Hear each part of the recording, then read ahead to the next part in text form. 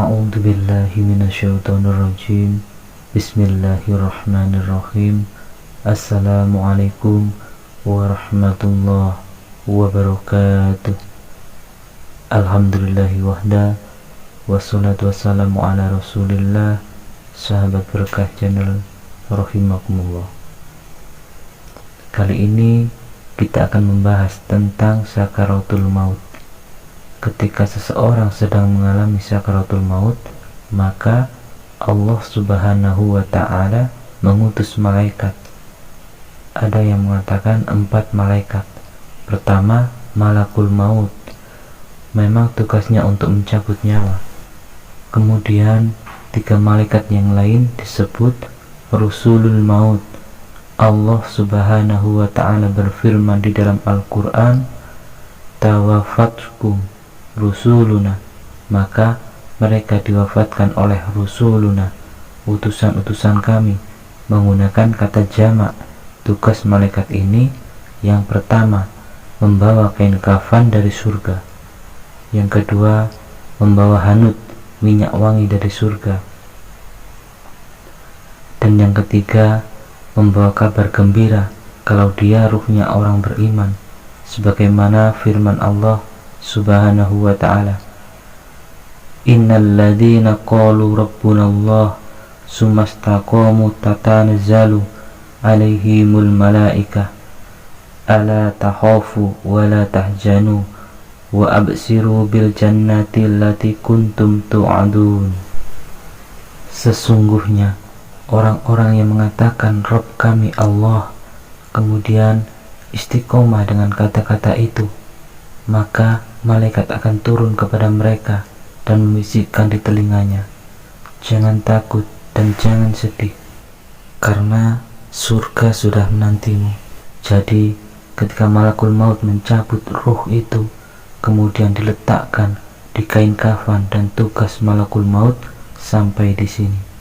Selanjutnya rusulul maut membawa ruh itu ke langit, lalu dibukakan pintu langit pertama, kedua, sampai langit ketujuh.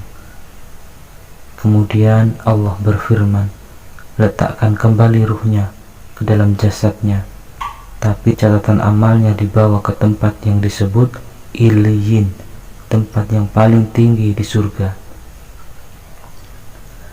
Para ulama mengatakan, ketika memberi catatan, hatta idza balaghatit tara wa qilla man ra, apabila ruh sudah sampai di kerongkongan, ruh itu akan keluar dari mulut, sebagaimana Allah meniupkan ruh melalui mulut, maka akan dikeluarkan dari mulut.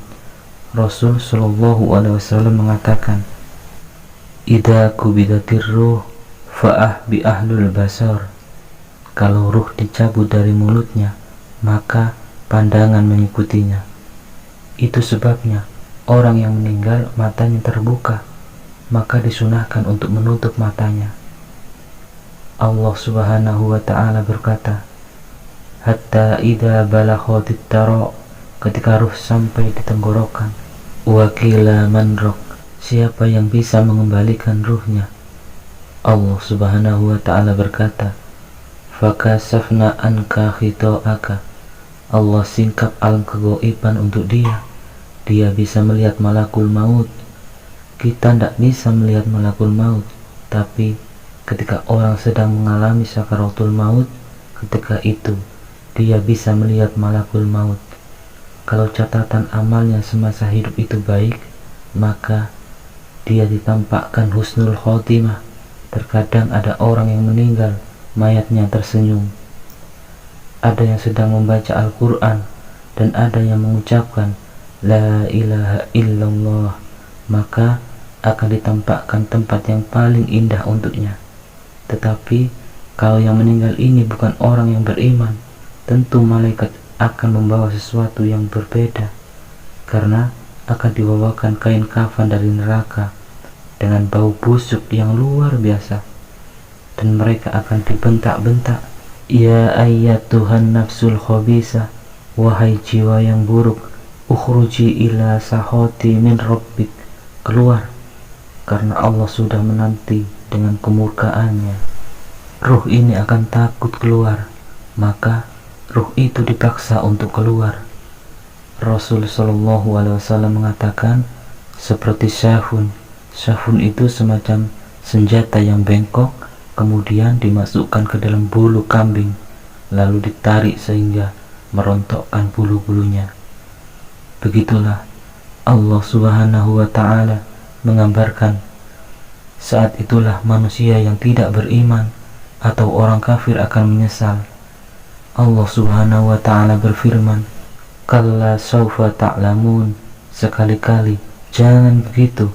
Sawfa ta'lamun, engkau akan mengetahui, hari itu pasti akan datang. Sakaratul maut akan datang karena orang lalai di dunia. Dia akan merasa kalau hidupnya akan kekal. Allah Subhanahu wa Ta'ala berfirman, "Jama'a malahu wa addadah, yahsabu anna malahu ahlada." Manusia kalau sudah mengumpulkan harta, biasanya dia akan lupa datian. Dia akan lupa bahwa ada kehidupan setelah mati. Ali bin Abi Thalib berkata, "Kelak kalian akan mengetahui ketika sudah dimasukkan ke dalam kubur, dan orang yang sudah di dalam kubur, mereka akan berkata, laula akhurtani illa ajalin qarib fa asaddaqah wa aku minas sholihin." Ya Rabbku, kalaulah engkau hidupkan aku dan kembali ke dunia, aku akan sedekahkan semua hartaku dan aku akan berkumpul dengan orang-orang yang soleh. Tapi Allah Subhanahu wa Ta'ala berkata, "Kalla innaha kalimatun huwa qailuha." Sekali-kali tidak, itu hanyalah omong kosong.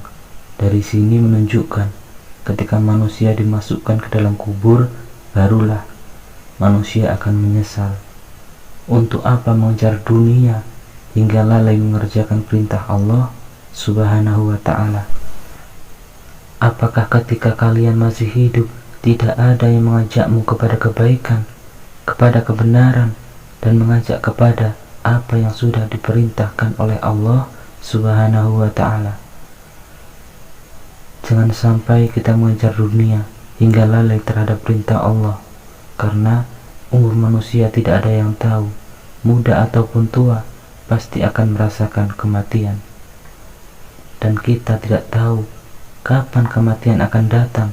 Dunia akan kita tinggalkan, dan dunia adalah tempat untuk mencari bekal, karena akhiratlah tempat akhir kita. Semoga video yang singkat ini bisa bermanfaat. Subhanallahumma wa bihamdika, asyhadu an la ilaha illa anta, astaghfiruka wa atubu ilaih. Assalamualaikum warahmatullahi wabarakatuh.